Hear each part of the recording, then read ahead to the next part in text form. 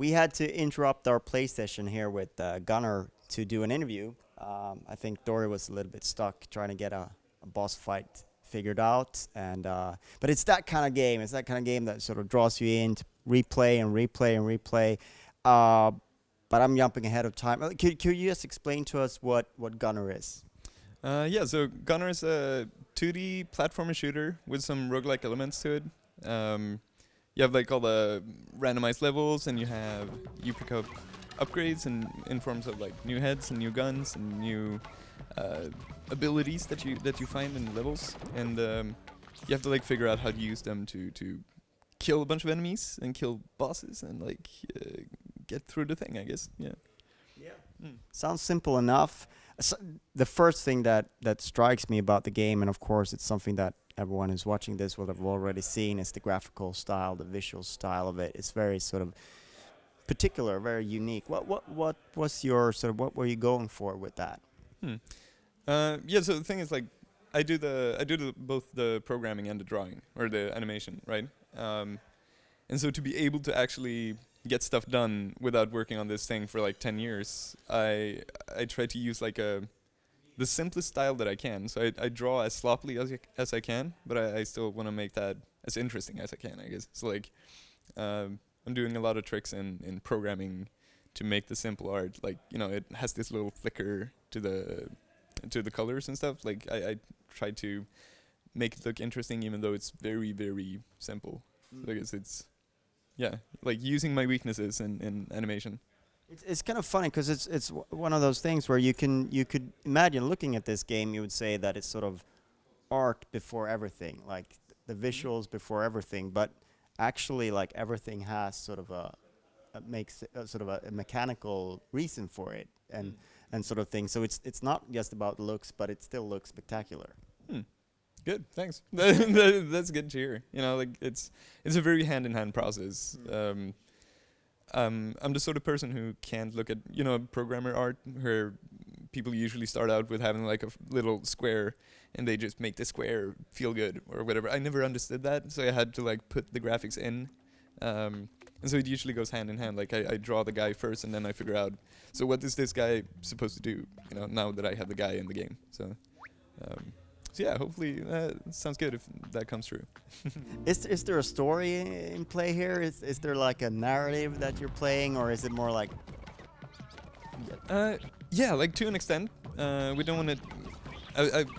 We're not going to tell the story directly. Like it's more going to be an abstract thing. But there's definitely a story going on. We definitely have an arc for the characters, and they all have like different reasons for being. But it's probably going to be, or like it is going to be told more abstractly through expressions and through like the way they act and stuff, and you're going to have to like try to piece together why did this happen here. Yeah, I mean, I'm just trying to figure out why you're sort of jumping into different worms to progress to the next level. Oh yeah, you can totally put your own thing in that. All right, sounds good. We've been talking a little bit, but one of the things that is interesting as well is that you sort of, when you start the game, you get to pick a few different sort of abilities, heads, and weapons. Can you tell us a little bit how that works and sort of what kind of variation there is there and for the player? Yeah, so whenever you die, you go back to, like, you fall down into death's sort of lair, pad, area, apartment, I guess. Like, so you can like sort of hang out with him for a bit, and then he grows these heads on his tree, so you can like ask him to get one of the heads from him, and they all carry like different abilities. So you can like experiment with playing with the heads you like the most or something. And then he keeps your guns and stuff, and like when playing the game, you unlock new ones and bring them back to death, so that he like takes care of them for the next time you wanna start a game. You know, you have a new head to play with and stuff. So that's the sort of the progression between your playthroughs, is that you unlock more and more of these ways of not necessarily more powerful things, but things that change the way you can play the game. Yeah, like a lot of them makes the game a lot more difficult, but examples. Like hopefully in interesting ways. There's like we just put in a secret head a couple of days ago that's a poop that just makes you die from everything. Okay. It's a worse head, but you know it's yeah.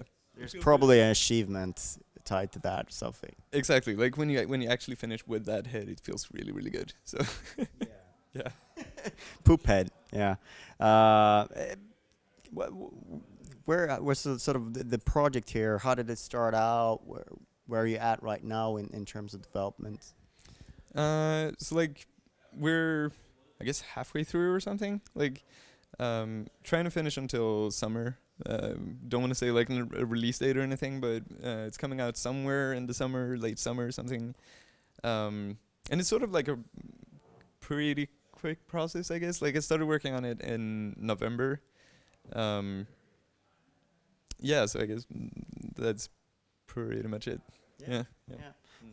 But you know, you showed us this first level was sort of a little bit more organic, and there was a robot level. How are you sort of talking about the number of worlds or different kind of environments you're gonna have in the game? Yeah, like vaguely. We're I guess like we're aiming for 4 worlds. So like you have the first world which you played the most right now. So if you see that as a world, then you have like 4 of those. And I'm gonna try to sprinkle some secrets in there, but I don't want to give any numbers on like how much of that. No.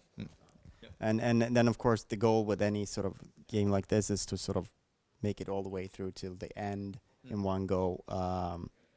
Very sort of interesting death mechanic as well, where you sort of if you get hit, you die, but you can sort of collect yourself up and continue if you're lucky enough not to get killed straight away again. Oh yeah. So like because the HP is like set in your head. So when you get hurt, you fall over. But as long as you get to pick up your head again, you're kind of fine for a while more, or something. Yeah. Yeah, it takes a little thinking about. There's a lot of philosophy in there. Yeah, but we also talked about the origin of the name Gonner. There's some sort of weird Norwegian connection. Can you explain like what?